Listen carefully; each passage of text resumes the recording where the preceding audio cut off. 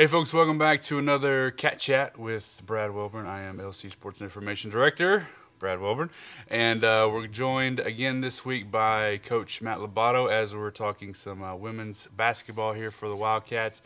And let's get right into it. First up, Coach, last couple of home games last week. I kind of feel like two different kind of games. Obviously, Tyler was a non-conference game this year against still a very good team.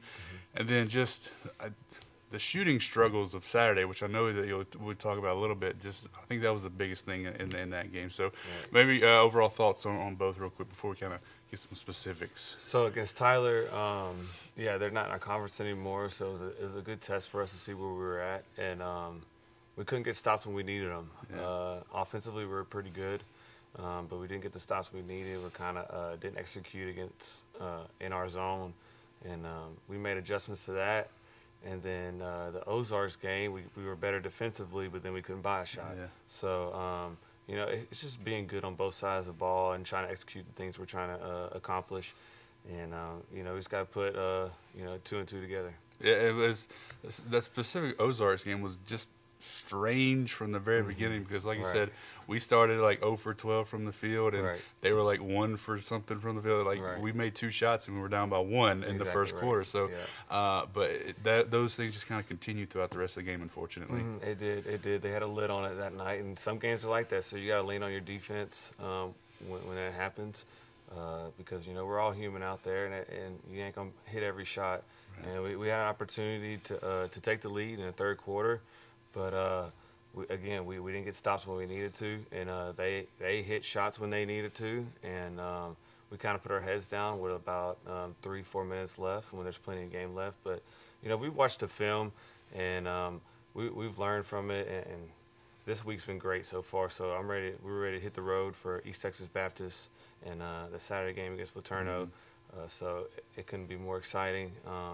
Like I said, we got after it this week, so it's going to be good. Like you said, ETBU and LeTourneau this week. We'll talk a little bit about both them in just a second, but wanted to get your thoughts because you've only had it for not even a whole year, really, just about half a year. But on Thursday, barring some craziness between now and then, Courtney McGee will get her 1,000th career point at Louisiana College. She's literally 2 points away after Saturday's game, and very easily could have gotten it there. But like you said, everybody was struggling to shoot on Saturday. Even Courtney McGee, who's averaging almost 20 points a game. But talk about her a little bit because she's like 1,000 points, 200-something assists, 400-something rebounds in her career. Just a spectacular player for the whole time she's been here, even though you've only had her for half a season now. No doubt. McGee's been great.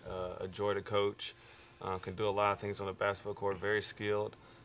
Doesn't let, I guess, her statue get in the way of her just being the best player on the court. And she's got a lot of heart. She wants to get better. And then off the court, she's grown so much. She's a little bit more vocal now as a leader. She's pursuing her master's degree. I mean, that's big time. That's big time. I couldn't be more happy for her. She's doing great, and you know, getting 1,000 points in your college career is quite an accomplishment. I mean, you can't say enough about McGee. I mean, she's the best. I love her. Yeah. All right, so a little bit about this week. Doesn't get any easier. You played, now the number 10 ranked team a couple weeks ago, Mary Hardin-Baylor, ETBU's top 15 in the country as well.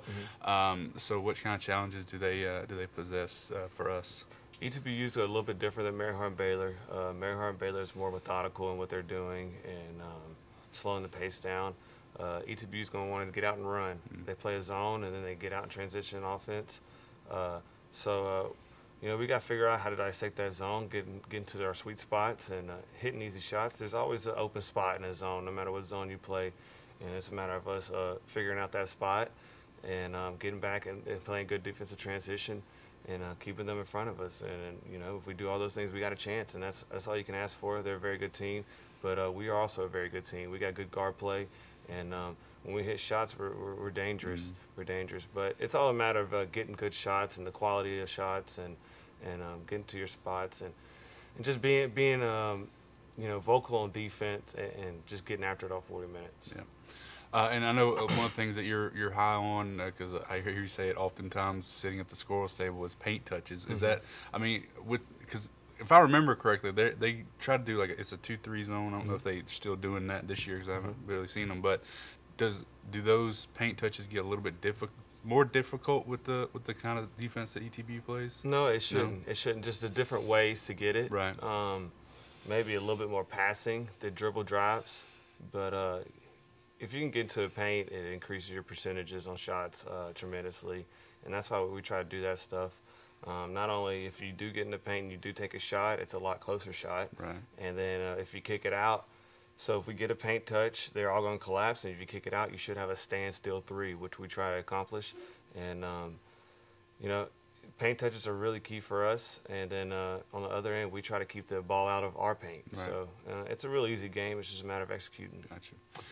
All right, well, there you have it, folks. Like we said, ETBU on Thursday night over in Marshall, and then Saturday afternoon against LeBato there in Longview. Both games will be live stream, live stats. Those links will be up on our website as well as Twitter and social media and everything, so you can keep track of how the girls are doing this weekend.